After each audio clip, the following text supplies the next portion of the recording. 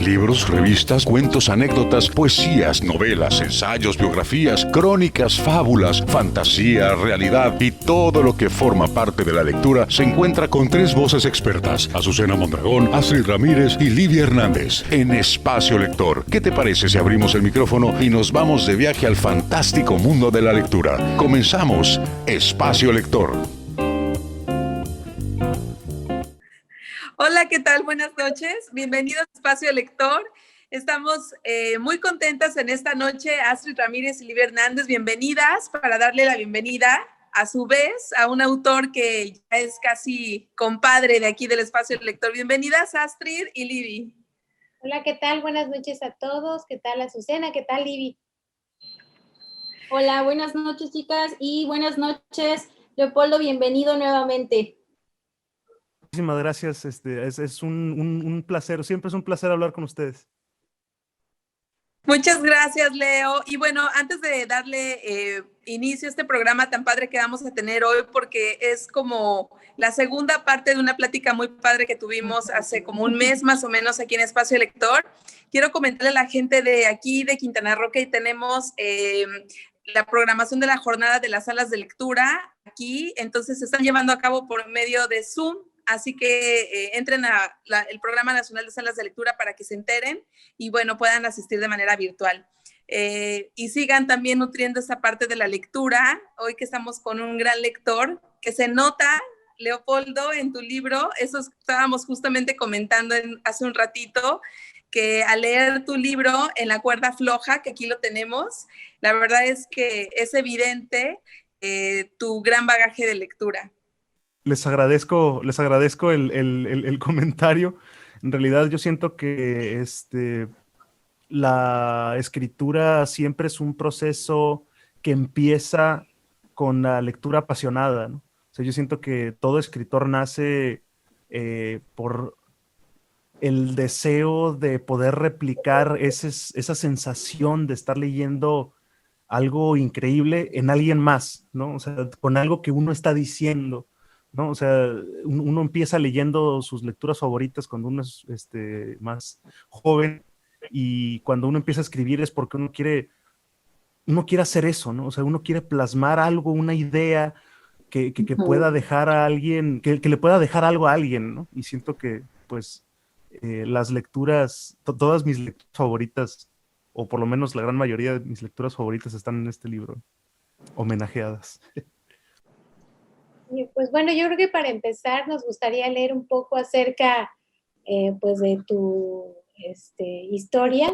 Vivi nos va a compartir un poco de lo que aparece en tu libro para hablar de ti, para que introducir una vez más a lo que tú has hecho, a tu trayectoria un poco, y que nos empieces a hablar de cómo surgió este libro, ¿no? Tu primer libro, y bueno, especialmente de qué se trata este libro, ¿no? ¿Cuál es el contenido? Queremos que tú seas quien nos lo diga. Entonces, Livia, ¿nos lees acerca de Leopoldo?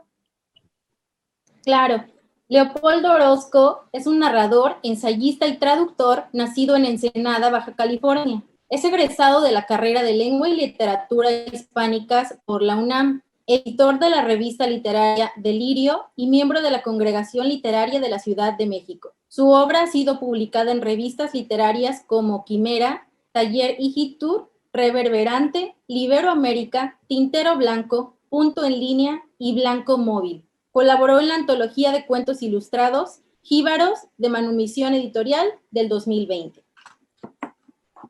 Y bueno, ahora sí, Leo, ¿por qué no nos cuentas de qué se trata En la cuerda floja, tu primer libro y de minificciones, ¿no? ¡Qué padre! Sí, pues en realidad lo que yo podría decir de este libro es que es como, es una especie de escritura, es el resultado de una escritura por descarte, porque yo fui escribiendo estos cuentitos que aparecen en este libro desde hace ya unos 3, 4, incluso hasta yo creo que unos 5 años.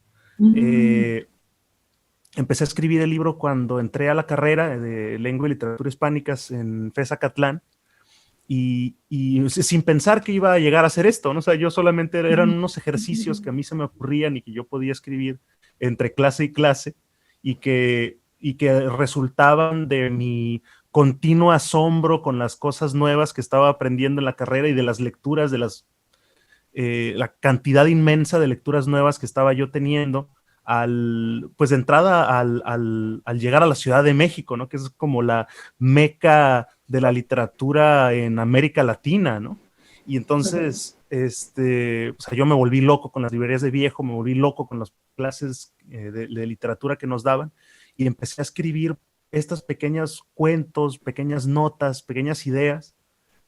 Y yo creo que si el libro completo que yo escribí, o sea, si yo hubiera juntado todos los libros, todos los cuentos que he escrito desde ese entonces, pues sería un libro de varios cientos de páginas, ¿no?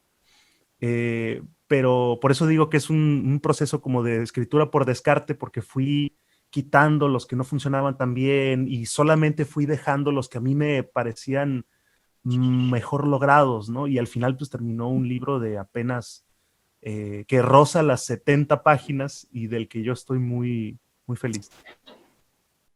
Oye, Leo, a mí me gustaría que de entrada a todos nuestros escuchas les hables de la minificción.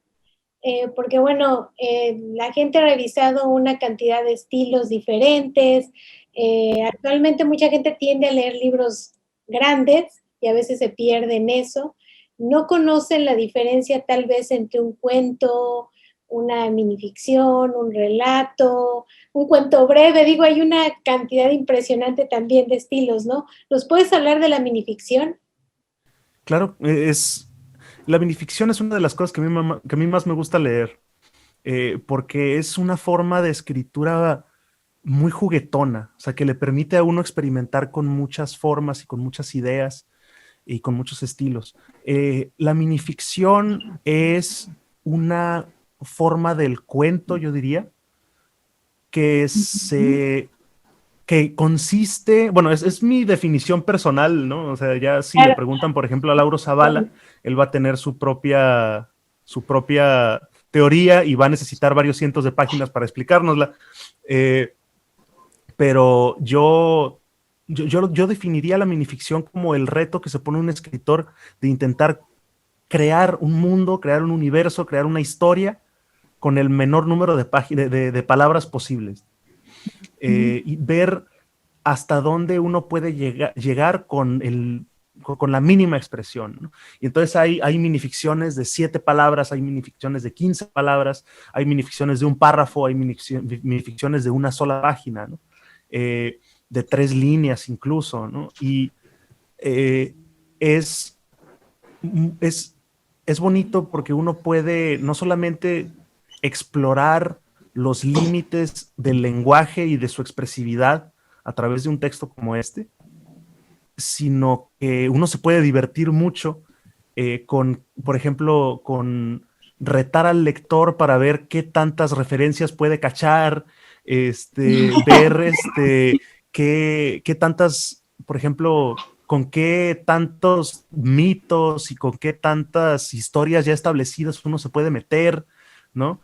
Y así uno puede indagar en su tradición de una forma muy rica, ¿no? Oye, fíjate, Leo, que a mí me gustó mucho, bueno, todas las temáticas que abarcas. Evidentemente, pues platicábamos, la filosofía es como algo muy central en tu escritura, ¿no? Hablas de varios escritores y filósofos, especialmente de la Grecia antigua, y hasta Derrida, ¿no? En esta parte de la deconstrucción y ese tipo de cosas, que está como también ese término muy de moda actualmente. Pero me encanta, yo creo que una de las características de lo que acabas de decir de la minificción, por ejemplo, es que haces una nota al pie para alguna edición de Guerra y Paz, ¿no? Este libro de León Tolstoy que es tan inmenso, tan grandote, y tú lo haces en una hoja y dices algo, Dios sí existe y le encanta la buena literatura. Eso es muy padre y me encantaría entrarle a esto porque para ti, en esta parte que dices del descarte, me imagino que cuando vas descartando es porque pues vas evolucionando probablemente, o tal vez no evolucionas, probablemente es solamente un gusto cuando vas leyendo lo que has escrito, pero para ti, ¿qué es la buena literatura? ¿Cómo comentas? ¿A Dios le gusta la buena literatura? es un poco difícil de definir, o sea, a cierto punto como que me dio como el estrés postraumático de pensar en la carrera y que en clases de teoría literaria me estuvieran preguntando todo el tiempo qué es literatura y pensar en Terry Eagleton y en todos los grandes teóricos de la literatura que no han podido terminar de explicar qué es la literatura al final, ¿no? Siempre nos hacemos unas bolas inmensas en cuanto a qué es literatura, pero creo que una definición personal de qué es la buena literatura para mí es como es ese texto que te logra hacer sentir una revelación de alguna forma. Y a veces esta revelación puede llegar a través de una carcajada, puede llegar a través de una sensación de asombro o de una lágrima o de un desasosiego profundo, pero que siempre llega y que siempre devela algo que nosotros ya sabíamos, por ejemplo, que nosotros no sabíamos de nosotros mismos o del mundo. Hay un libro muy bonito que se llama El oficio de vivir, de Cesare Pavese, y él en una de sus notas dice algo así como: un buen poema no es un buen poema por ser perfecto o por su versificación o por la imagen o por la calidad de sus imágenes poéticas, sino por la verdad que devela, o sea, la verdad que está en el mundo y que el poema devela a través del lenguaje, ¿no? Entonces yo siento que eso es lo que hace que la literatura sea buena literatura y que es lo que hace que a mí me llamen. Fíjense que para mí este libro fue todo un viaje, porque bueno, uno pensaría que la minificción es bastante sencilla, pues yo descubrí que no lo es tanto, bueno, al menos para mí. Fíjense que si yo, voy a confesarlo, si no hubiera leído ese libro de referencia que nos compartiste, Leopoldo, el de Relatos Vertiginosos, me hubiera resultado tan complicado, no quiero decir entender, sino tal vez disfrutar tu libro, porque Óscar de la Borbolla hace una mini biografía de la minificción y déjenme decirles que está explicado de una manera hermosa, sencilla y directa, ¿no? ¿Qué es la minificción? Y después de leer esa introducción a la minificción, pude disfrutar en su totalidad todos tus cuentos, déjame decirte, ¿no? Y también me di cuenta que la minificción ha estado presente en mi vida desde, o sea, mi pobrecita abuela materna, cansadísima al final del día, no tenía chance de contarme un cuento y me contaba lo que ella llamaba cuento, pero era un mini cuento, eran 10 palabras y me las repetía una y otra vez, ¿no? Esa era minificción. Entonces, muchos de nosotros hemos estado en contacto con la minificción en nuestra cotidianeidad, pero bueno, en este mundo en el que vivimos nos encanta ponerle etiqueta a todo, y ese fue mi experiencia, y yo creo que va a ser la de varios de nuestros lectores, ¿no? Que se adentran en el ámbito de la minificción, porque no me parece que sea tan sencillo. O sea, tú como escritor de minificción, me imagino que te resultó un poco complejo, porque bueno, no tienes todo ese chance de explayarte, de crear personajes, de crear contexto. O sea, tienes muy poquitos recursos, me parece, para entregar ese knockout del que habla Cortázar cuando se refiere al cuento, ¿no? Entonces, el que un cuentito tan corto como el que nos regalas acá nos deje pensando y nos haga reír y nos haga decir, órales, ¿no? O sea, de verdad que sí se requiere mucho, mucho talento, y bueno, yo te felicito porque tuve varios favoritos, ¿no? Uno de ellos es el que mencionaba Azu, el de la guerra y la paz. El de Sirenas me encantó, y a manera de conclusión, la nota que haces, wow, o sea, no, qué manera tan hermosa de cerrar el libro.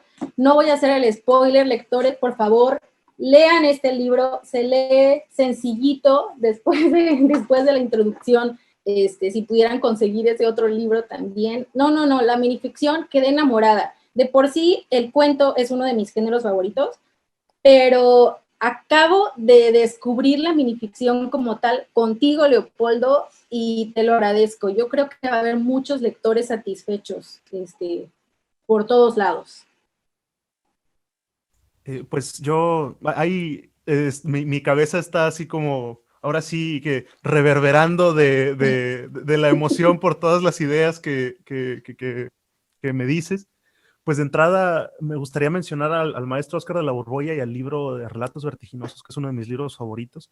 Relatos Vertiginosos es un libro que publicó Alfaguara hace ya muchos años, pero que ya no volvió a editar y que preparó el maestro Lauro Zavala, que es uno de los grandes expertos de la minificción en México en cuanto a teoría.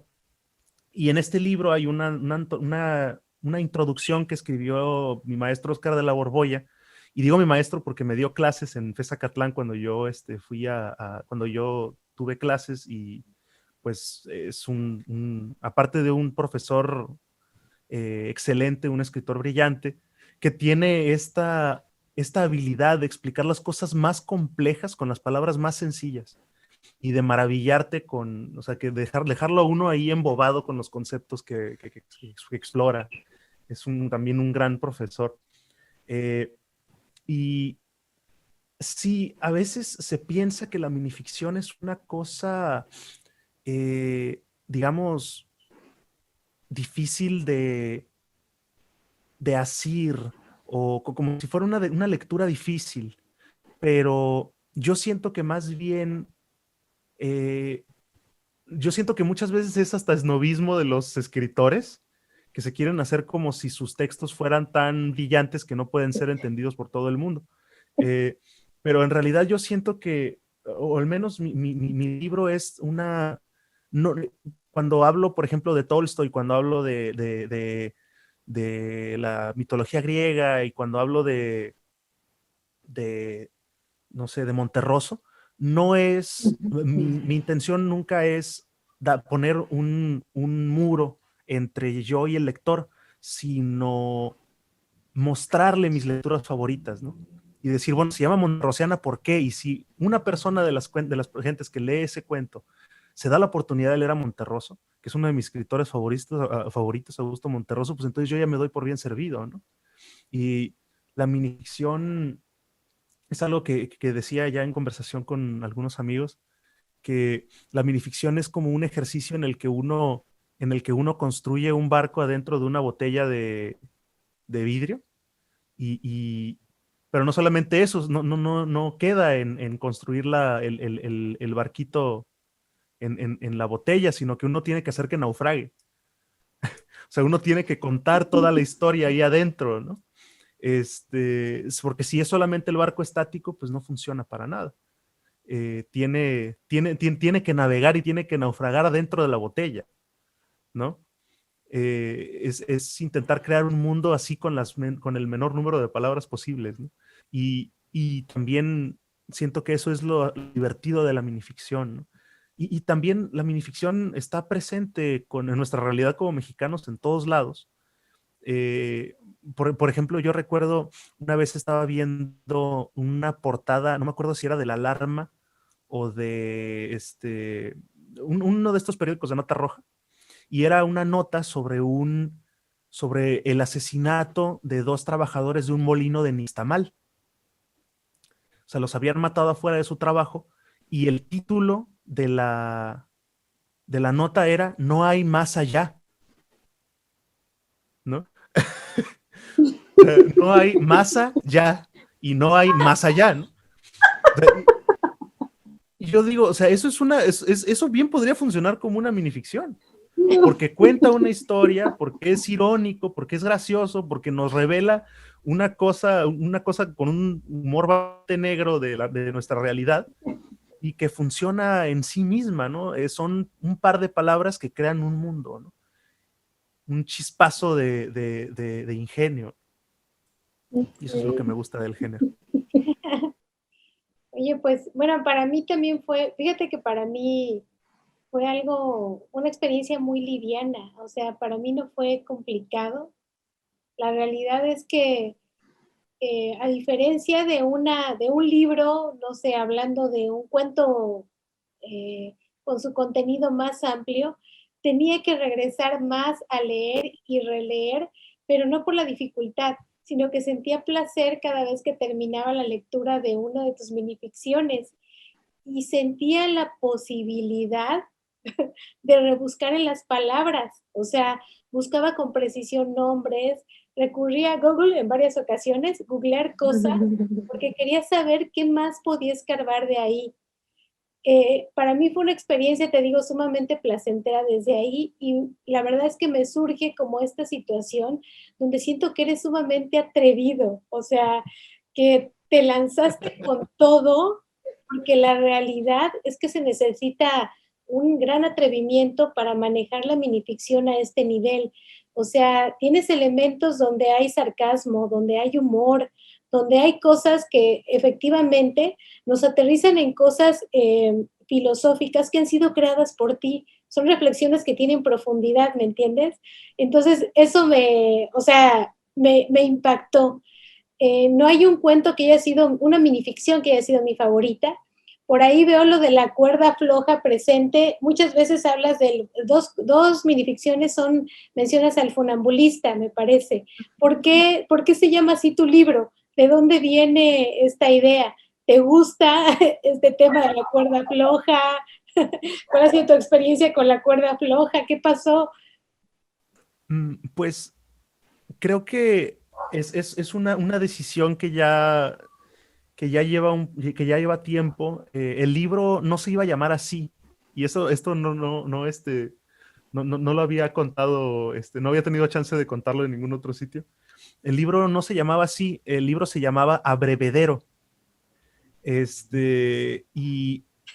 Y desde muchos años tengo ganas de ponerle así a un libro, pero me daba cuenta de que en realidad el título, aunque es un título que a mí me gusta mucho, no responde a una unidad temática, ¿no?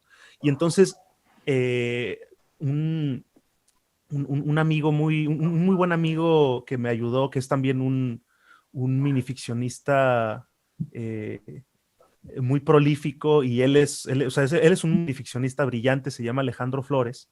Tiene una columna por ahí de minificciones en una revista que no recuerdo el nombre, ahorita la busco y se las menciono. Él me ayudó a armar el libro y me dijo, pero es que todos los cuentos son muy distintos entre sí, tienes que darle una temática, tienes que hacer que cada cuento sea como un paso, ¿no? Y entonces yo me puse a pensar en esto y vi que había varios cuentos que trataban, o sea, que ya había escrito yo antes, que trataban sobre funambulistas, y que responden también a una tradición. Hay un libro muy bueno, muy, muy bueno, una forma de hacer libros que inventó una escritora de minificción que se llama Ana María Shua, en la que ella hace libros de cuentos temáticos, ¿no? Y entonces está la casa de geishas, ¿no? Y cada cuento es un cuarto de la casa de geishas, o los fenómenos de circo, y cada personaje, o cada cuento es la historia de uno de los personajes que trabajan en el circo, ¿no? Y estaba pensando yo en eso, y se me ocurrió esta idea de que cada cuento se fuera haciendo cada vez más corto, ¿no? Y que esa sensación de estar, de estar leyendo en abismo, como si cada cuento fuera desmenuzando y deshaciendo la escritura. Era algo como muy parecido al vértigo de estar caminando sobre una cuerda floja, ¿no? A pesar de que yo nunca he caminado sobre una cuerda floja, yo lo digo desde la imaginación porque tengo 2 pies izquierdos y o sea, no sobreviviría a un solo paso en una cuerda floja, definitivamente. Y entonces se me ocurrió también la idea de enmarcar todo el libro en una historia de un personaje que se cuenta historias a sí mismo, y que por cada paso que da se cuenta una historia distinta, ¿no? Y por eso yo tenía yo lo que quería era que el lector se sintiera sobre esta cuerda floja, ¿no? Y que cada cuento es como un paso en el que el lector decide qué tanto funciona el cuento y qué tanto no, ¿no? Y por eso al final del libro hay un texto que se llama Final de cuerda. Ah, no, se llama Red, que es como una especie de red por si el lector cae de la cuerda, ¿no? Y entonces es una serie de juegos que yo me fui haciendo y con los que yo me fui divirtiendo un montón a la hora de escribir el libro y a la hora de, digamos, justificarlo formalmente, que me trajo un montón de satisfacciones y la verdad un montón de risas. Yo no me imaginaba que el libro hubiera de terminar así, porque al principio era una serie de cuentos inconexos, pero que fueron hasta cierto punto como por arte de magia cobrando sentido el uno con el otro, ¿no? Y que se fueron, digamos que se fueron conociendo a la hora de irlos juntando, y cada orden nuevo me daba unas nuevas posibilidades de lectura para cada cuento, ¿no? Y eso fue una de las experiencias más satisfactorias que he tenido yo a la hora de escribir. Oye, Leo, pues fíjate que yo tengo una confusión porque al inicio de tu libro, además, mencionas a Huidobro, ¿no? A Vicente Huidobro, este gran vanguardista de la poesía y de la literatura, y dice, lanzaba suspiros de acróbata. Entonces, haces por ahí como esta introducción, pero creo que no es introducción, creo que es un relato también, ¿verdad? Porque hablas ahí de que por tus venas corre aire y tus padres fueron trapecistas de altura.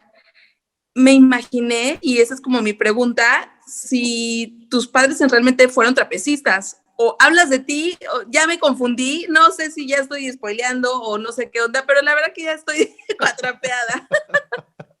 Me encanta. Porque además es distinto, es el primer texto y es incluso en la tipografía es diferente, entonces eso, no sé si quieres dejarlo a que lo siga leyendo y en otra ocasión lo develamos. Pues sí puedo decir que definitivamente mis padres no son trapecistas. Mi papá es astrofísico y mi mamá es médico. Y entonces yo siempre digo este chiste de que en casa, cuando yo crecía, solamente había 3 tipos de libros. Uno era libros de astrofísica en inglés, otros eran manuales de epidemiología y de infecciones cutáneas, que a mí me gustaba ver con morbo cuando era niño, ver así las pústulas horribles, exhumando pus, y la Biblia, ¿no? Y entonces, para mí esos 3 libros eran increíblemente difíciles de abordar, porque pues de entrada uno no entiende nada, ¿no? O sea, uno, sobre todo un niño, ¿no? Sobre todo, y sobre todo la Biblia, ¿no? O sea, que está en una letrita así, y que uno piensa que son solamente palabras, porque uno no entiende, ¿no? Y entonces yo recuerdo ver cuando era niño los libros con una especie de fascinación que venía del misterio, ¿no? De no entender qué es lo que sucedía. Sensación a la que regreso cada vez que leo a Borges, por ejemplo. Sí, es un reto, sí. Creo que para muchísimos ese hombre. Sí. No sé si lo leyó ya tu papá, que es un astrofísico, probablemente le pueda entender un poquito más. Pues muy posiblemente, aunque no creo que mi papá haya leído a Borges, tal vez se lo debería prestar. Pero sí, siempre me ha gustado, y bueno, la lectura de Borges para mí ha sido como muy importante. Y me gusta un montón este juego que hace Borges y que después, por ejemplo, hace César Aira, de confundir al autor con la voz que te habla, ¿no? No especificar quién es el que está hablando y que la imaginación del lector fluya libremente, ¿no? Sin los, digamos, sin las directrices de un autor tiránico, ¿no? Y entonces, pues, si los lectores en algún momento quieren imaginar que mis padres son acróbatas o cirqueros, pues están completamente en su derecho, ¿no? Y creo que hasta a ellos les gustaría el juego. Totalmente. Oye, Leopoldo, y bueno, sé que a lo mejor es una pregunta bien complicada, ¿no? ¿Tienes un favorito? ¿Tienes una minificción favorita de este libro? Son muchas. ¿Hay alguna que fue la primera y es la que más quieres? ¿Fue la primera que elegiste? ¿Hay algo así? Pues hasta cierto punto, pues dicen que luego los libros y los textos son como los hijos, ¿no? Y entonces yo no podría decir que tengo un favorito porque se me chiquea, pero definitivamente creo que en ese sentido de como importancia simbólica yo mencionaría El Rey Leproso.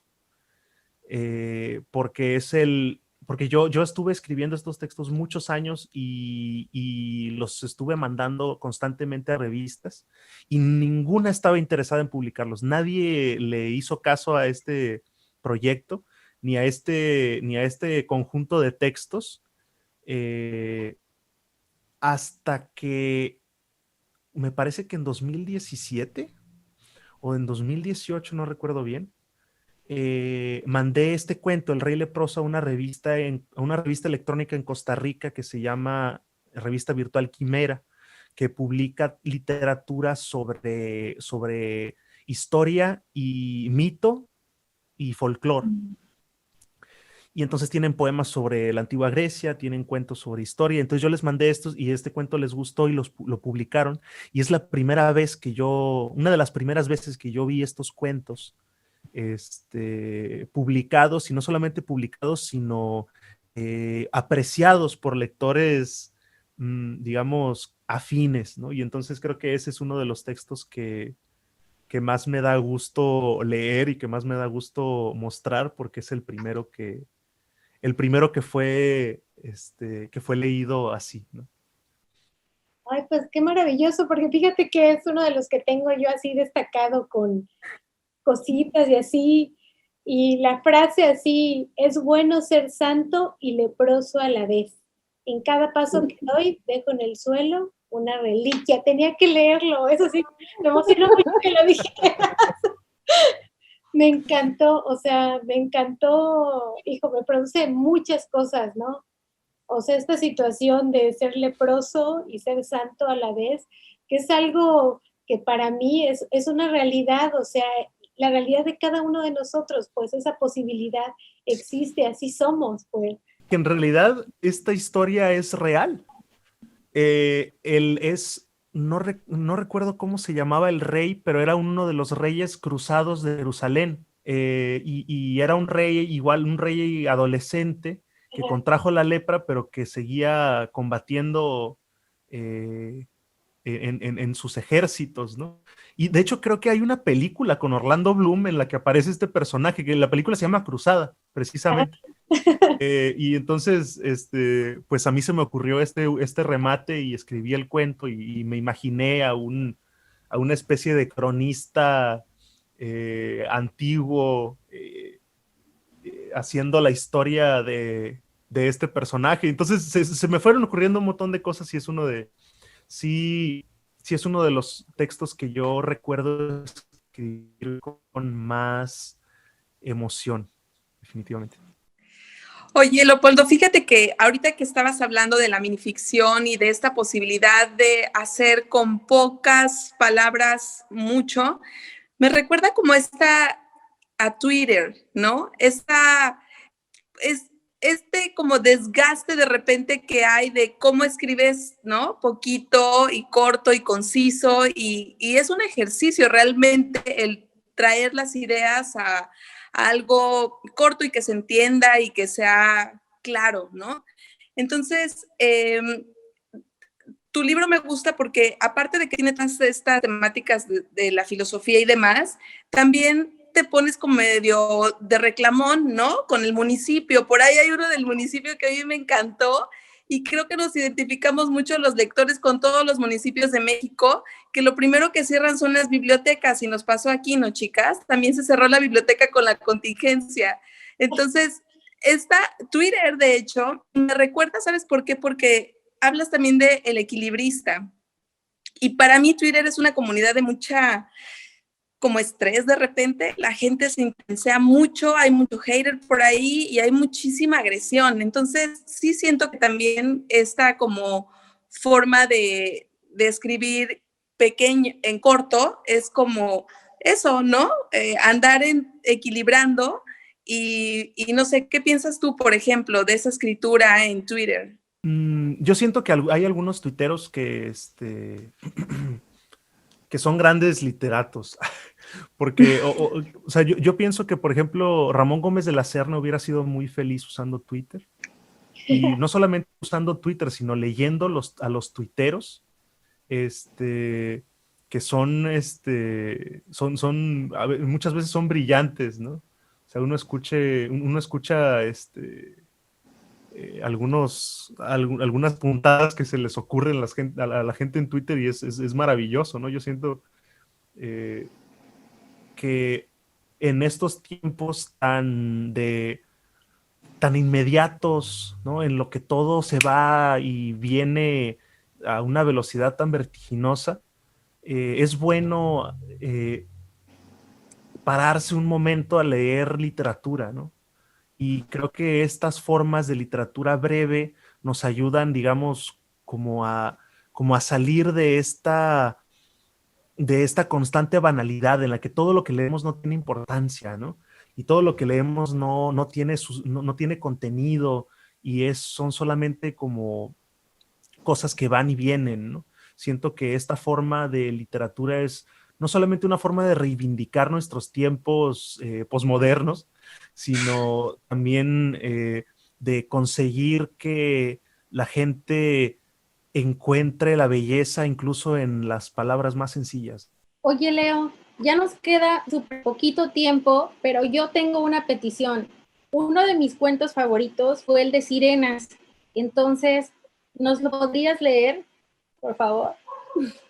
Claro que sí, claro que sí. Este texto es uno de los primeros que escribí y uno de los más viejitos del libro. Y pues bueno, lo leo. Se llama Sirenas. Los motores callaron a medio camino. La embarcación no pudo seguir cortando las aguas congeladas. La tripulación comenzó a rendirse hasta que el frío les destrozó las puntas de los dedos, que terminaron negros como piezas de carbón. Solo podrían sobrevivir si abandonaban la nave y emprendían la larga marcha sobre el mar helado. A semanas de incomunicación y con la sed y el hambre enloqueciéndolos, llegaron a una costa segura y fueron recibidos por una comunidad de inuits. Mientras los cobijaban y les servían comida caliente, los hombres de la tripulación confesaron al intérprete haberse convencido de la existencia de voluptuosas sirenas que intentaban seducirlos a través del hielo fino. Las vieron emerger desde los fondos más oscuros del agua. Los anfitriones intuyeron que el viaje fue un verdadero suplicio y comentaron que alguien debe estar en niveles letales de urgencia cuando es capaz de ver con semejante lascivia a las suculentas focas. Ay.